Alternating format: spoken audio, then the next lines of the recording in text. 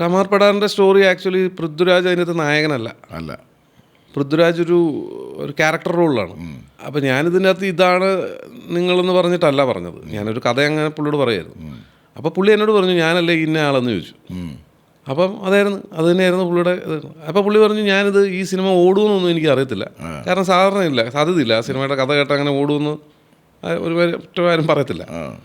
അപ്പോൾ പുള്ളി പറഞ്ഞു പക്ഷേ എനിക്ക് ഈ ഐഡിയ ഇഷ്ടപ്പെട്ടു, നമുക്കിത് ചെയ്യാമെന്ന്. അങ്ങനെ പുള്ളി പറഞ്ഞ പോലെ 100% സംഭവിച്ചു. ആ സിനിമ ഓടിയില്ല.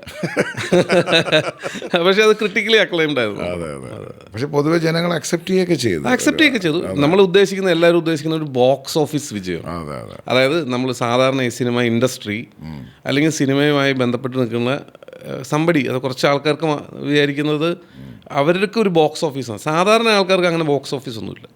പക്ഷെ അത് പിൽക്കാലത്ത് ആ സിനിമ ഇറങ്ങിയ സമയത്ത് അത് അത്ര അക്സെപ്റ്റ് ചെയ്തില്ല. അതൊരു എന്താണ് പറയുന്നത്, ഒരു പക്ഷേ ടെലിവിഷനിലൊക്കെ ഭയങ്കര അത് പിൽക്കാലത്ത് ഭയങ്കരമായിട്ട് അപ്രിഷിയേറ്റ് ചെയ്തു. അപ്പോൾ അന്ന് പോലെ എനിക്ക് രാജുവിനെ അറിയാം. രാജു വളരെ പ്രൊഫഷണൽ ആയിട്ടുള്ളൊരു ആക്ടറാണ്.